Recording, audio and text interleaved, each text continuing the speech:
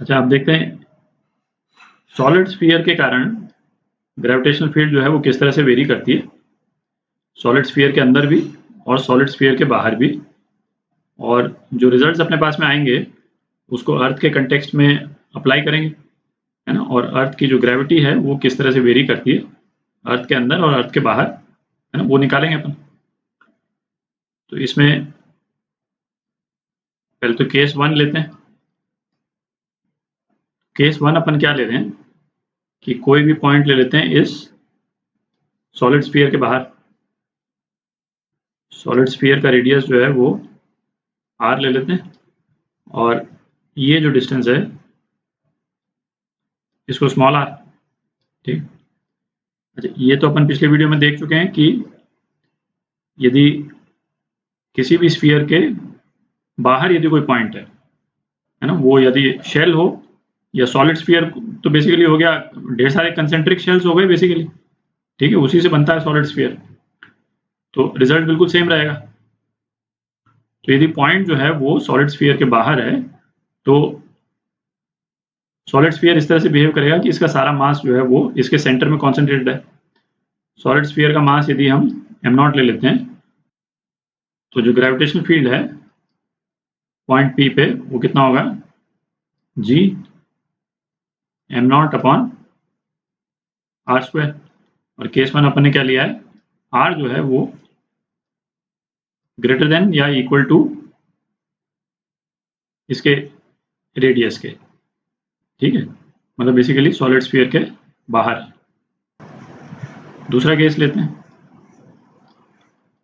Case 2 क्या हो जाएगा, ये पॉइंट P हम सॉलिड स्फीयर के अंदर ले लेते हैं, ठीक है। तो सपोज पॉइंट P को हमने यहां ले लिया और ये डिस्टेंस जो है वो r है। पिछले वीडियो में अपन ने क्या देखा था कि अपन ने एक शेल लिया था, ठीक है, और ये देखा था कि शेल के अंदर यदि हम किसी मास को रख देते हैं तो उस मास पे कोई भी ग्रेविटेशनल फोर्स नहीं लगता है। और यदि ग्रेविटेशनल फोर्स यदि 0 होगा शेल के अंदर तो इसका इम्प्लीकेशन ये भी हो गया कि ग्रेविटेशनल फील्ड भी 0 होगी शेल के अंदर। तो अब ये वाला जो पॉइंट है इसके बाहर जितना मास है, ठीक है, ये कंसेंट्रिक सर्कल्स जो मैंने बना दिए, तो कंसेंट्रिक सर्कल्स के जो बीच वाला जो पोर्शन है, मतलब मैं ये बनाऊं तो ये वाला जो पोर्शन है, ठीक है, तो ये वाला जो पोर्शन है वो इस पॉइंट P पे कोई ग्रेविटेशनल फील्ड कंट्रीब्यूट नहीं करेगा, ठीक है, क्योंकि फोर्स कंट्रीब्यूट नहीं कर रहा है इसीलिए ग्रेविटेशनल फील्ड भी कंट्रीब्यूट नहीं करेगा, ठीक। क्योंकि ये शेडेड ग्रीन वाला पोर्शन है इसको आप ढेर सारे कंसेंट्रिक शेल्स के रूप में आप इमेजिन कर सकते हैं, ठीक है। तो ये तो हो गया इस कंसेंट्रिक शेल के, ये जो ब्लू वाला जो शेल है ना, उसके बाहर का मास। अच्छा, ब्लू वाले शेल के अंदर जो मास है वो किस तरह से बिहेव करेगा, जैसे कि सारा का सारा मास जो है इसके सेंटर में कॉन्सेंट्रेटेड है ना। ये केस 1 हो गया बेसिकली, ठीक है। तो यदि इस ब्लू वाले शेल के अंदर कितना मास है वो यदि हम निकाल लें तो पॉइंट P पे हम ग्रेविटेशनल फील्ड निकाल सकते हैं, ठीक है। तो वही करते हैं अपन। ये हो जाएगा g m0 डैश बोल देते हैं, ठीक है, इस ब्लू वाले शेल के अंदर जितना मास है अपॉन r², ठीक। ये कितना हो गया, डेंसिटी जो है वो इस पूरे सॉलिड की डेंसिटी कितनी हो जाएगी, m0 अपॉन 4/3 पाई r³, ठीक है, इंटू इसका वॉल्यूम, ब्लू वाले स्फीयर का वॉल्यूम 4/3 पाई r³, ठीक है, अपॉन r²। तो ये कितना हो गया, g m0 r upon r³, ठीक है। ये E इनसाइड हो गया। तो इसमें अपन देख सकते हैं कि जो ग्रेविटेशनल फील्ड है वो जब सॉलिड स्फीयर के बाहर यदि हम जाते हैं तब तो वो फॉल कर रहा है, है। ये ई जो है वो प्रोपोर्शनल है 1/r² के, ठीक है। और सॉलिड स्फीयर के अंदर जो है वो ग्रेजुअली राइज कर रहा है, आर के प्रोपोर्शनल है। तो यदि ग्रेविटेशनल फील्ड को हम रेडियस के अगेंस्ट में प्लॉट करेंगे तो उसका ग्राफ जो है वो इस तरह से आएगा। शुरू में तो इस तरह से इंक्रीज करेगा, जब स्फीयर के रेडियस के बराबर हो गया आर, और उसके बाद में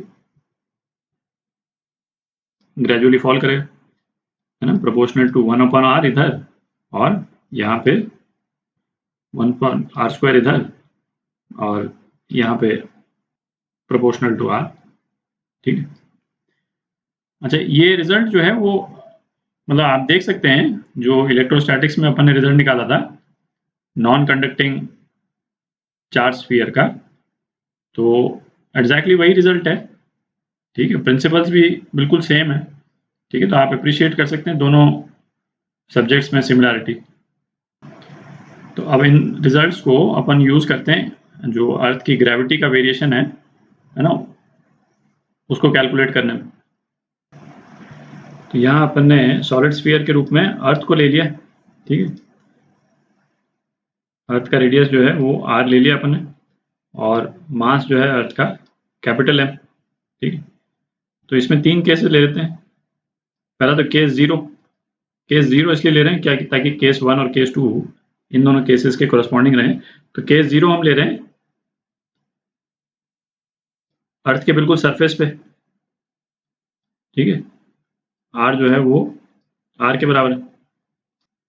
तो अर्थ के केस में ग्रेविटेशनल फील्ड को अपन क्या बोलते थे, ग्रेविटी या ग्रेविटेशनल एक्सेलरेशन, ठीक है। जी से डिनोट करते हैं, स्मॉल जी से। वो कितना हो जाएगा, gm/r², ठीक है। ये तो केस 0 हो गया। केस 1 लेते हैं, केस 1 लेते हैं कि ये बॉडी जो है वो किसी एक पर्टिकुलर हाइट पे है, ठीक। इस वाली बॉडी को मिटा देते हैं। ये बॉडी जो है वो किसी एक हाइट पे है, ठीक। तो यहाँ पे ग्रेविटी कितनी हो जाएगी, gm/r + h², ठीक।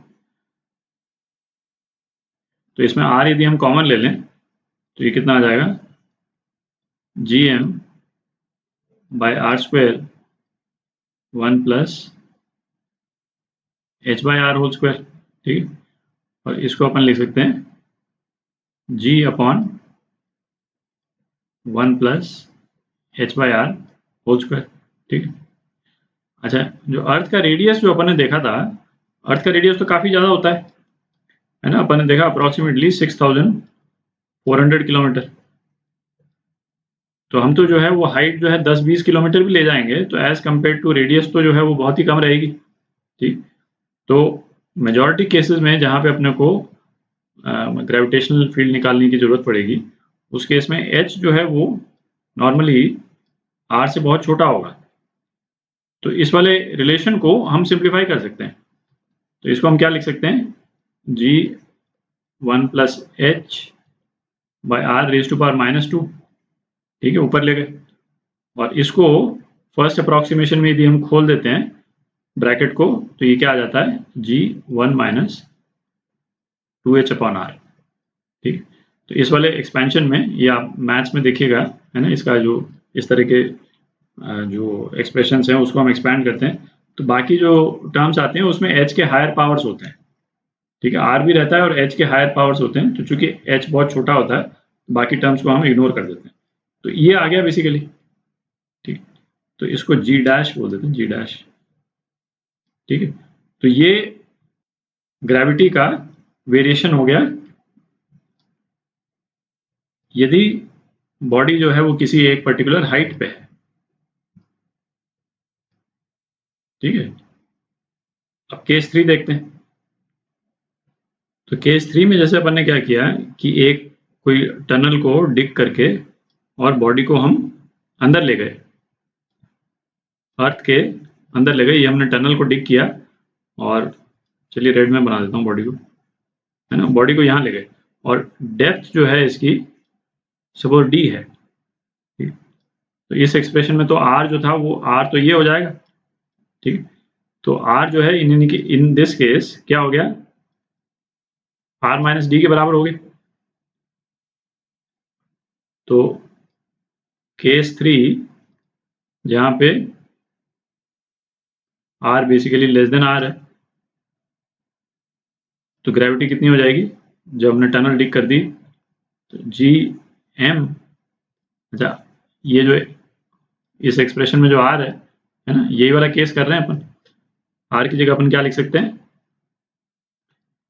Are minus D upon R cube, और G M by R square को तो अपन, ये जी डैश हो गया, G M by R square को जी से डिनोट कर सकते हैं, और ये जी क्या है, एट सरफेस, केस 0 जो अपन ने देखा था ये वो है, और ये हो जाएगा R minus D upon R, और इसको चाहे तो हम ये भी लिख सकते हैं 1 माइनस डी बाई आर, ठीक। तो ये एक्सप्रेशन आ गया यदि हम किसी बॉडी को एक टनल खोद करके अर्थ के अंदर ले जाते हैं, ठीक है। और इस वाले एक्सप्रेशन में अपन देख सकते हैं कि यदि डी 0 है, डी 0 है तो जी डैश कितना, जी के बराबर हो जाएगा, ठीक है। इस वाले एक्सप्रेशन की बात कर रहे हैं अपन अभी, इस एक्सप्रेशन की, डी यदि 0 है तो जी डैश जो है जी के बराबर हो जाएगा, और डी यदि आर के बराबर हो जाता है, मतलब हम बॉडी को अर्थ के बिल्कुल सेंटर पे ले जाएं, है बॉडी जो है उसको हम यहाँ पे पहुंचा दें यदि, तो डी यदि आर के बराबर है तो जी डैश कितना हो जाएगा, 0 हो जाएगा, है ना, ये 1 हो जाएगा, डी अपॉन आर 1 हो जाएगा, तो जी डैश 0 हो जाएगा। तो अर्थ के सेंटर पे जो ग्रेविटेशनल फील्ड है या ग्रेविटी है ना, वो कितना है, वो 0 हो जाती है, ठीक।